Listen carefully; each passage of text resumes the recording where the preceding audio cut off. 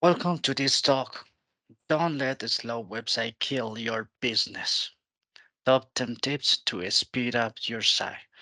So, you already have a well designed business website or online store. Your content is ready and your website is live. But wait, something's wrong. Your website takes a long time to load. In today's fast paced digital world, a slow website can be detrimental to your business. Not only does it turn away potential customers, but it can also negatively affect your search engine's ranking. This is our agenda for this talk. How much money are you losing due to slow website page speed? Website load time is the first step in that process. Does page speed affect your rankings? Which tool can we use to understand the website speed? How is web page speed measured? How to test website loading speed? How fast should your website load? Reason for a slow load time. How to improve your page load time. Talking about the money. How much money are you losing due to slow website speed? Most business owners are just becoming aware of the importance of quick loading website has on your online presence. Many don't know just how vital it is. We hear the question all the time, how much money I am losing due to slow website speed. The answer unfortunately is much more than you think. Is there a way to calculate how much business you could be losing due to a slow website? To find the cause, try to use this formula. Monthly traffic multiply for estimated visitor loss and that multiply for conversion rate. That will give us the estimation conversion loss. So let's say, for example, you convert 5% of your traffic. Your traffic is 10,000 and you are losing 10% of your visitor. So we implement these values into the formula and we get 50 estimation conversion lost. By the other hand, if 20% of your website conversion become cases, the average case is worth than $10,000. Then the formula is conversion multiply conversion rate and multiplied by average case value. And this will give us the estimated speed cost. The cost due to a slow website, it could be $100,000 per month. Do you understand that formulas? So now that you know how much money you might be losing due to a slow website, how do you find what's causing it? And more importantly, how do you fix it? First, make sure that the company that manages and hosts your performance site speed is test to identify any issues that might be slowing down.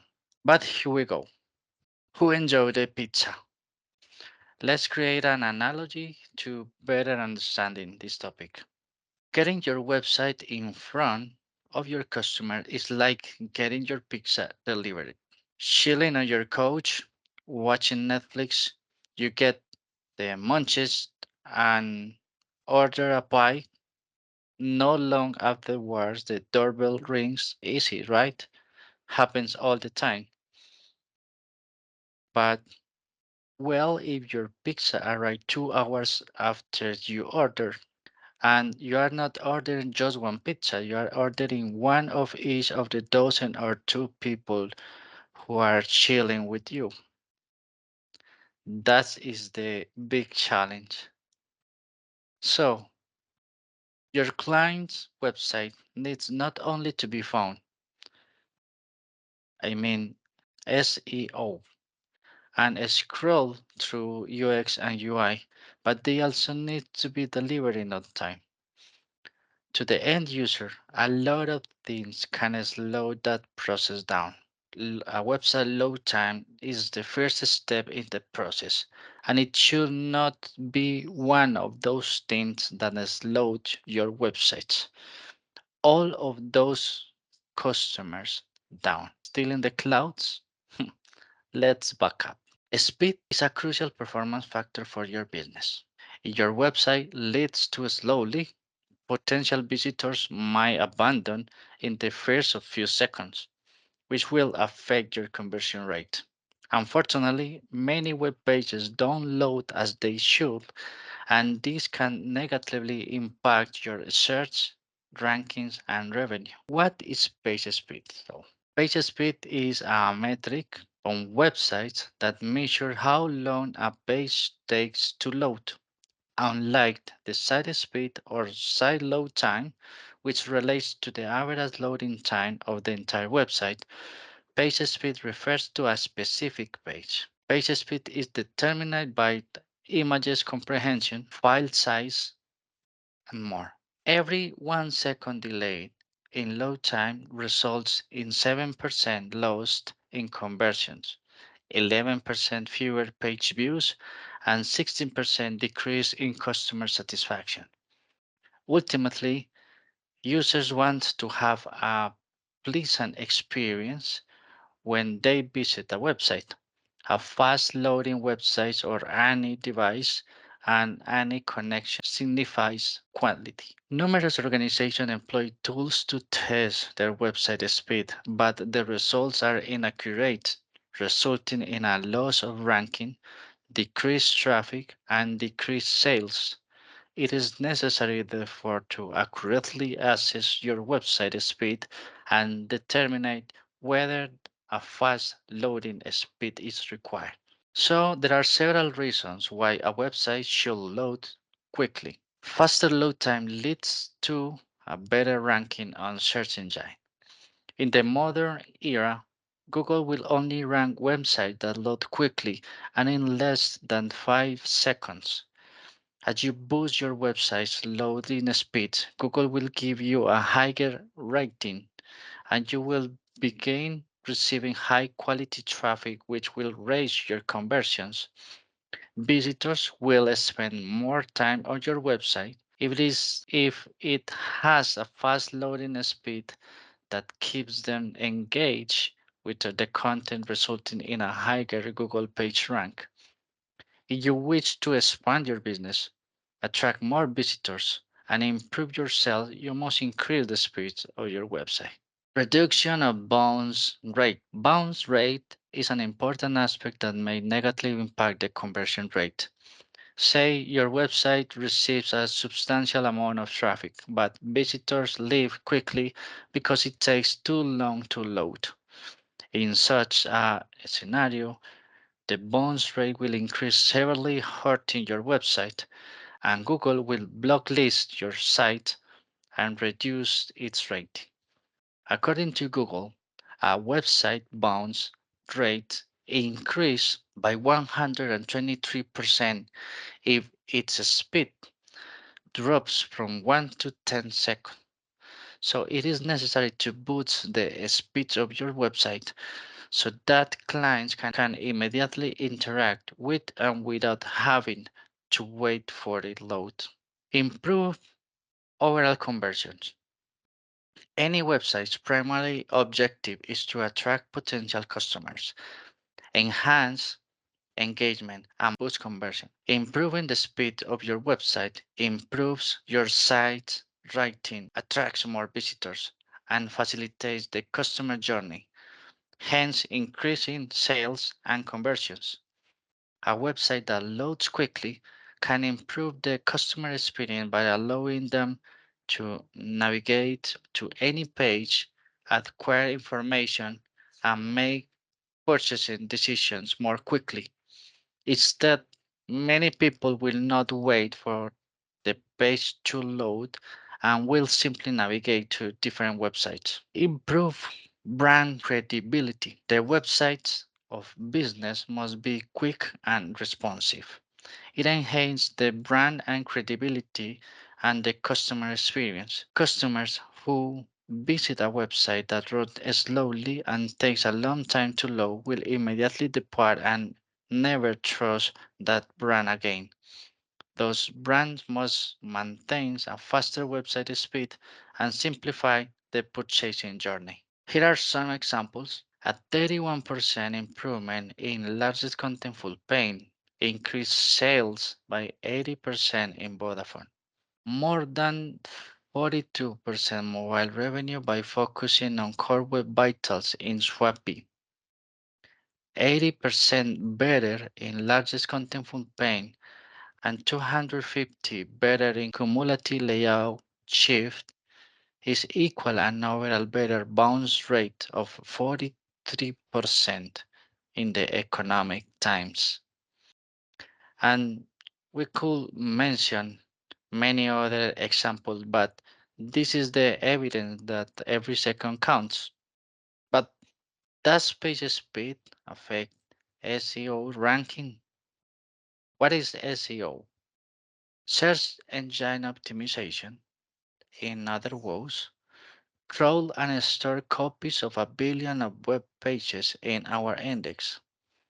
In a matter of instance, it takes the keyword, establish a connection with index pages, and sort out a classification based on over 2000 signals that determine the final rank of a site.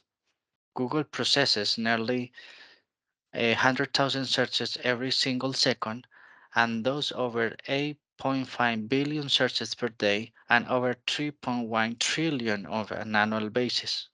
As long as we were using PCs and laptops as primary machines to consume the web, no one seems to be concerned with the growing size of websites. Both CPU and internet bandwidth were progressing faster than websites were growing their size. But so, what people do?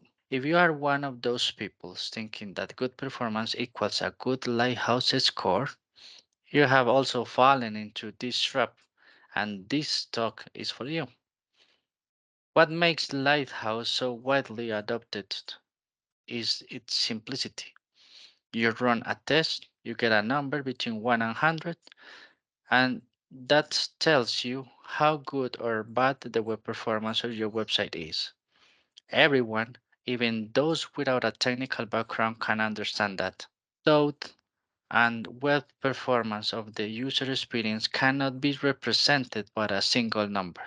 So, what is Google Lighthouse? Google Lighthouse is a free open source tool that can help you to improve your website speed, performance, and overall experience.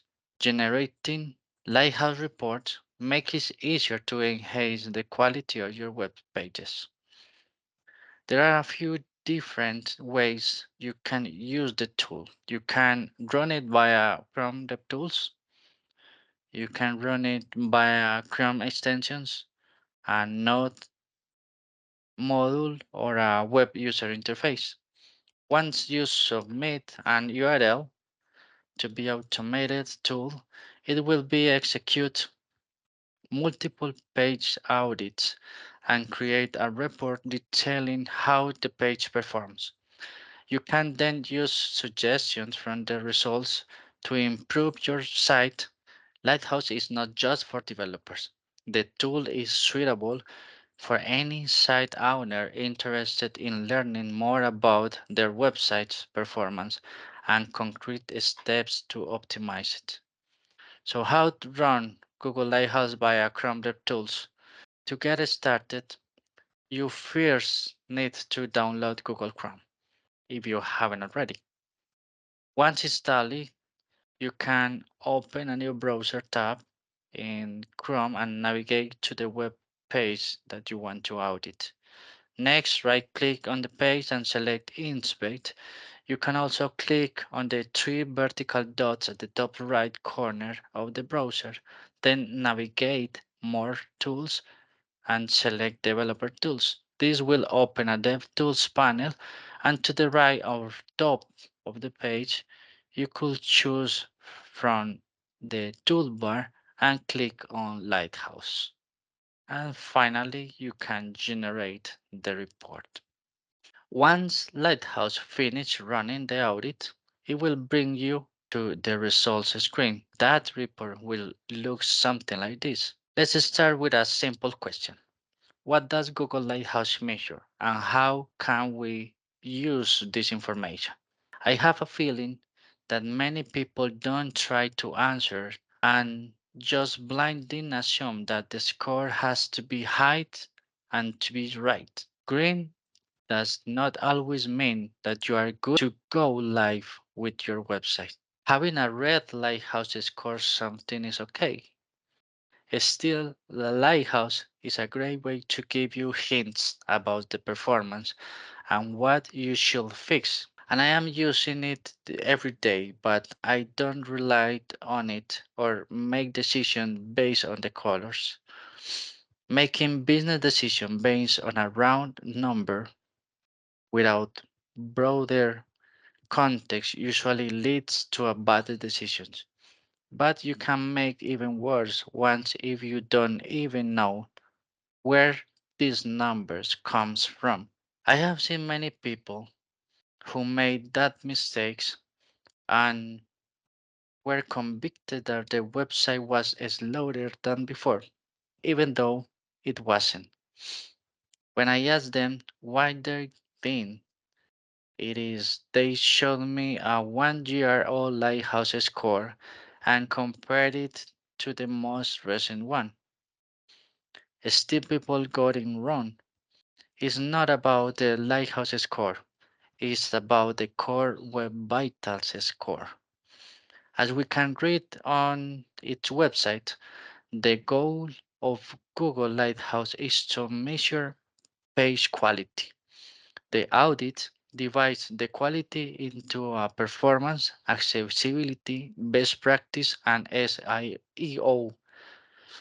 All of those combined should give a good perspective of the quality of the website, and by that, try to accurate predict real end user experience. Good performance is a trade off. You always have to sacrifice something to make it better. Something is an analytics script, something is a feature. It's not always a good business decisions to get rid of some of them to have a better performance. To me, Lighthouse shines the most when we want to quickly compare different versions of our websites to see if there was an improvement or decrease on its performance. It's definitely worth implementing Lighthouse checks in your continuous integration and continuous delivery pipeline with a Lighthouse CI. Let me quickly explain how Lighthouse score is calculated to make sure we are all on the same page. The Lighthouse score is calculated from a bunch of other metrics. Each of them has its own weight. Some of them are more important, some of them less. The algorithm changes with each version. This is nothing unusual. The more Google explores the impact of an individual metrics of the end user experience, the more accurate the weights are. So most people use Chrome DevTools to run the Lighthouse audits, and this is probably the last reliable way of doing.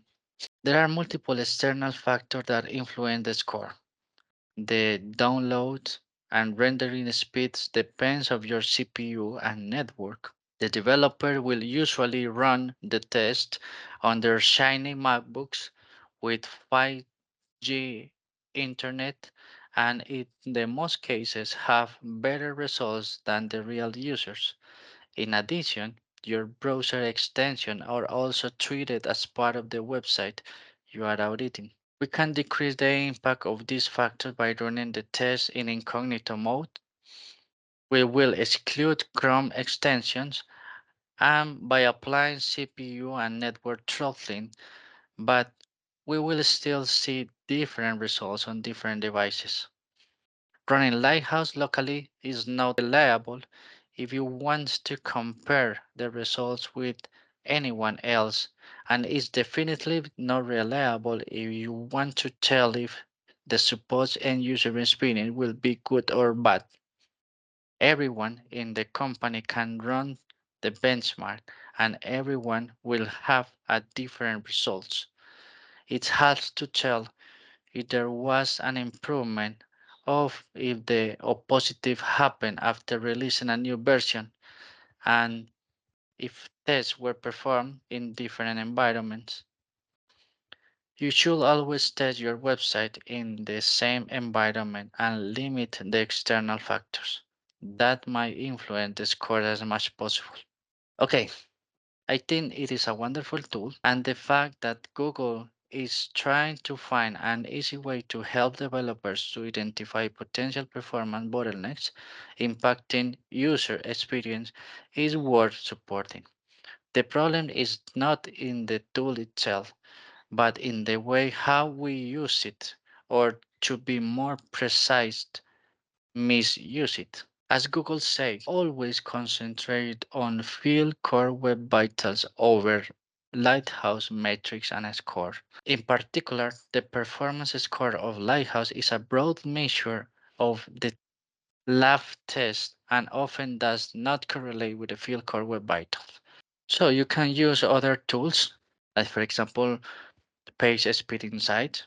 You can have more consistent results if you set up Lighthouse CI in an external environment to test your page or use tools like SpeedCorp. But if you need to quickly spread a website, I suggest taking a load of page speed insights.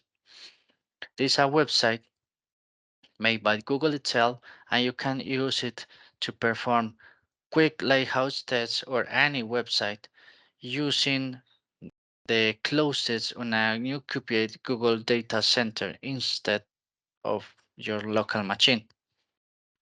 PageSpeed Insight usually use data center that it is closer to one to your location. PageSpeed Insights will run a mobile lighthouse test on emulated Moto G4, which is a typical mid-range smartphone. Unless all of your users have it, they're gonna experience their website differently. This real-world data comes from Chrome User Experience Report, which collects performance metrics from real devices using Google Chrome. By default, it is turned on a very Chrome browser, and you can easily to get access to the history of your metrics. We could use also Pingdom, Web Page Test, JT Metrics, SiteSpeed.io, and others. Google started talking about its core web vitals in May 2020 and launched them in June 2021. Core web vitals are about more than just fast loading websites. They are about websites that deliver. Having your websites load quickly so people can do what they need to do. Website speed is a rate at which your site loads for visitors. This is based on an average of numerous page of speeds. Page speed or page load time refers to the amount of time it takes for a website elements such as text and graphics to fully load. Google Core Web Vital measures three things: usefulness, usability, and the like. The largest contentful pane measures the loading time. It reassures the user that your website are useful. This should take less than 2500 milliseconds. It cannot load until the server makes contact.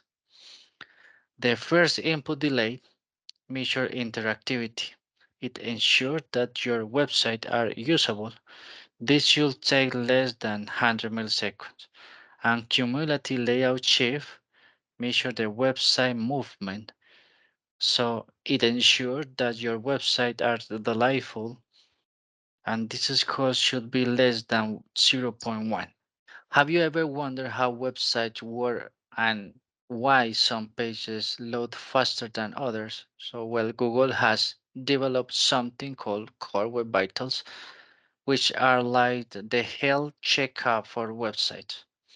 One of these vitals is called interaction to the next paint, which measures how quickly a web page becomes interactive after you click on it, and it will be released on May of 2024 as the new core web vital.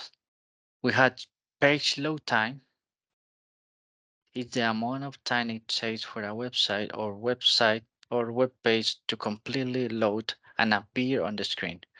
This covers all the content on the page, such as text, photos, and videos.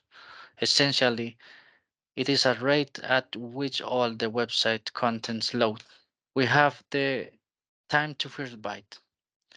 Time to first byte indicates the amount of time that elapses before the browser receives the first byte of a page content. The longer it takes to get the data from the server, the longer it takes to display your website page. Google recommends keeping the times to first bytes under 200 milliseconds.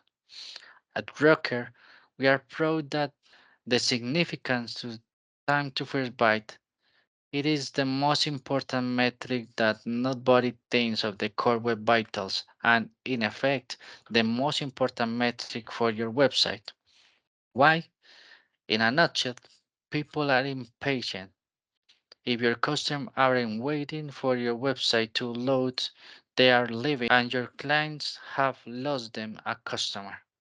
You don't even know how many you have lost or if they will ever come back. It is that simple. We had the first contentful pain. FCP is the time span between the start of loading a web page and the appearance of the first content of the screen. This content includes text, images, including background images, and all the content that makes your site great. Less than 1.8 seconds. It works to have a good performance. We have a total blocking time. TVT measures the time span between the first contentful pane and the time to interactive. It can be used, for example, to measure delays in the browser reaction. TVT should be less than 300 milliseconds. As we mentioned, the time to interactive tell us how long it takes after the start of loading a web page until the most important sub-resources, like third-party resources, are loaded and the page is able to respond quickly to user input. 2400 milliseconds is a good speed for this. As we mentioned before, interaction to the next page is a new metric that aims to represent the page overall interaction latency by selecting one of the single longest interaction that occur when a user visits your page. For pages with less than 50 interactions in total, the interaction next page metric is the interaction with the worst latency. For pages with many interactions, is most often than 98 percentile of interaction latency. Okay, we know you are thinking pizza delivery time, but sure, this is probably a refresher for you. We expect our website to load fast. For that to happen, your website you should be light. But there are a lot of steps between your server and your customer mobile phone. Evaluating and optimizing website speed is mandatory for websites developers to keep up with a competitive and evolving search landscape. Enhancing the site speed improve not only search ranking but also improve user experience. Doing so ensures that organizations don't miss out on potential customers, lead generation, conversions, and revenue. Page performance can depend on a lot of elements. Some examples include page types, user behavior, file sizes, website server, inefficient coding, hot linking, and too many plugins and or widgets. The page experience signal measure aspects of how users perceive the experience of interacting with a web page. Optimizing for these factors makes the web more delightful for users across all web browsers and surfaces and helps sites evolve toward users' expectations on mobile. We believe this will contribute to business success on our web as users grow more engaged. For example, if we type yourwebsite.com or example.com into the URL bar, the following steps need to be taken. The browser connects to the DNS server, domain name server. A domain name server translates the hostname into a number-based IP address. For example, your website becomes 123.46.7.8910 to say any number. The browser establishes a connection to your website server.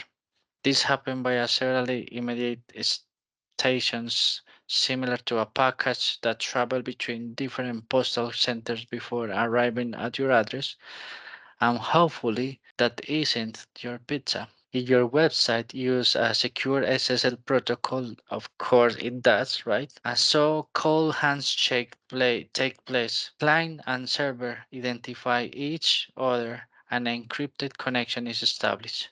The server sends the data, which is split into packets to the client. Similarly, many parameters influence the time to first byte. Network speed. Network latency refers to the time it takes for a data package to travel from the sender to the receiver. For example, if the user is surfing within a busy Wi-Fi hotspot, it is usually high and increase the time to first byte. The DNS server response time. If the DNS server processes the request slowly, for example, because it is overloaded, latency also occurs. In general, the further away of DNS server is physically located, the longest it takes to provide the IP address. Just like your pizza delivery, the more steps they have to take, the more stuff laying around your drive away. So how fast your website load? The short answer to the question how fast should your website load is simple, as far as possible. In 2023, the average page load time on desktop is 2.5 seconds and 8.5 seconds on mobile. So, reasons for a slow load time. Every website must be optimized for the fastest possible speed, regardless on the device, browser, operating system combinations that visit it. To implement appropriate optimization strategy, developers must comprehend these nine fundamental causes of slow website loading and learn how to address them to increase traffic, revenue, and trustworthiness. Poor server performance. When a user clicks on a website requesting all the necessary information and data to load the website, consider the analogy of a car key starting the engine. If the server performance is subpar, it takes longer for it to reach. Even if every other aspect of a website operation is flawless, a subpar server performance will slow down the site load time. Bad server performance is typically attributable to a web host caliber. Less expensive web hosts will provide a shared server. This indicates that the website shares a space and resources with multiple others. In this instance, each site has a low rank and is behind other sites in the queue. Unsuitable server location. Long distance calls require more time to connect because the information required to make the phone ring must travel further. More cables means more satellites for transmission. It's the same when it comes to a website. The further this distance is, the slower the site will load. If a person from the United States accesses a website with a Danish server, the browser being required to load the website must go halfway around the world. Request access to the relevant data and then travel halfway back to the visitor device. Heavy traffic at any given level, a web server can only support requests for a certain number of users. After this threshold is exceeded, the page will load more slowly, and for instance, the more traffic on an e-commerce website, the slower the website. With an increase in website traffic, service providers may need to provide additional resources, but without an upgrade, the current service will fall short, resulting in slower website load times and worse conversion rates. Excessive Flash content. Flash is an excellent for enhancing the interactivity of websites, but it can also embed load times. Flash content tends to be heavier and more of it will slow down a website performance. If feasible, minimize or remove the size of the Flash files. Replace all Flash content with HTML5 counterparts, which typically have more manageable file sizes. Increase it HTTP request. If a website contains excessive amounts of JavaScript, CSS, and pictures files, HTTP requests will increase. In this situation, every time a user visits a website, the browser sends far too many requests to the server to load numerous files. Obviously, this will result in a slow page load time. Code density. As explained in the preceding section, large dense web elements will slow page load speed. Few things are more dense than the website coding. For instance, Facebook has approximately 62 million lines of code. If a website lacks the resources to transmit and execute dense, complex code, it will see performance decrease. Inadequate caching techniques. Caching is a method by which a browser caches frequently accessed data in its cache. This means that the browser will now need to reload all the data the next time the website is visited. With speedier data retrieval, the loading time is decreased. Without cache, the website must continually load all files. This is needless and will detract from the user experience when it is so simple to resolve. Too many ads, although advertisements are a fantastic way to monetize high traffic websites. They can slow down web pages. Additionally, advertisement results in additional HTTP requests and their impact on page load speed has already been described. Rich media advertisements are extremely detrimental in this aspect.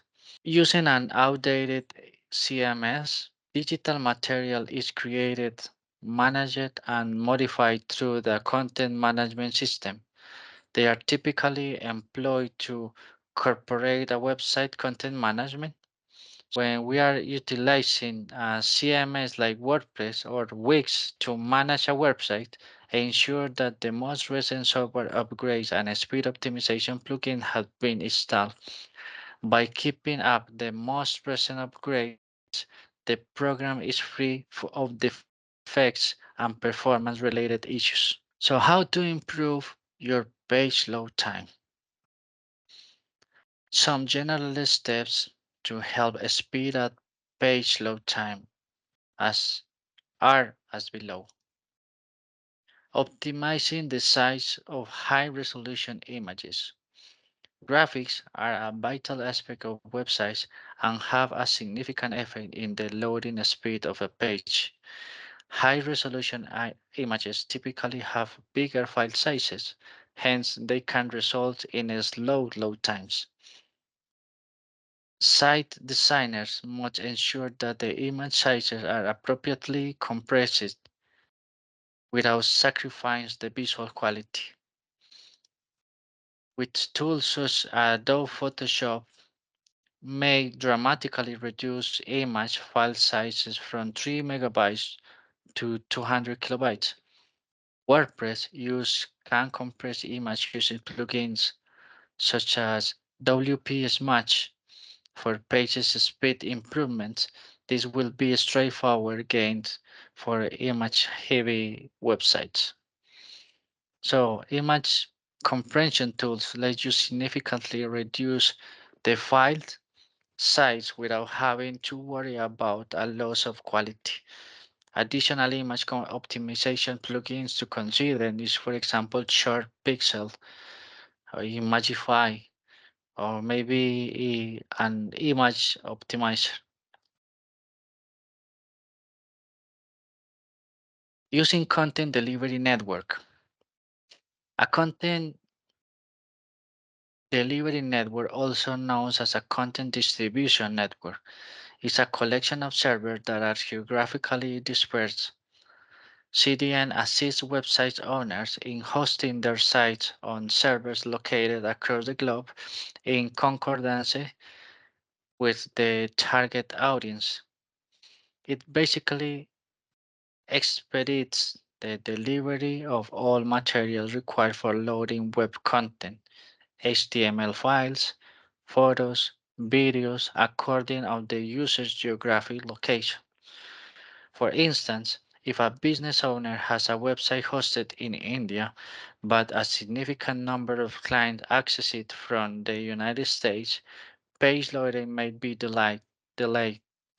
In this situation, it makes sense to host a version of the website in United States utilizing using a content delivery network like Amazon CloudFront, maybe Cloudflare as well as known as CDNs providers. Minify HTML, CSS, and JavaScript. Obviously, a file with a reduced file size will load faster. Web developers must now concentrate on minifying the code by removing extraneous lines of code, spaces, commas, and other characters. gzip allows developers to compress HTML, CSS, and JavaScript files greater than 150 bytes. Boost your server response time. The server response time is dependent of numerous variables, including quantity of website visits, the amount of assets visited of each website hosting servers, and the software employed. Teams must invest in a server that is both dependable and highly performant, and web developers must also keep an eye out for performance bottlenecks caused for delaying routing or database queries, which can increase page load times. Incorporate browser caching. Using the browser caching feature enables the browser to save information about recently visited web pages. This includes typical graphics, style sheets, and even JavaScript cache and even JavaScript. Caching and recently visited web page reduce load time because the browser does not need to reload the complete page when a visitor returns to the site. These free WordPress plugins can reduce page load time on your website to boost its performance. It offers caching of pages and posts, CSS and JavaScript database objects, and much more. Some additional free plugins options include WP Faster Cache, Light Speed Cache, and WP Optimize. Reduce redirects.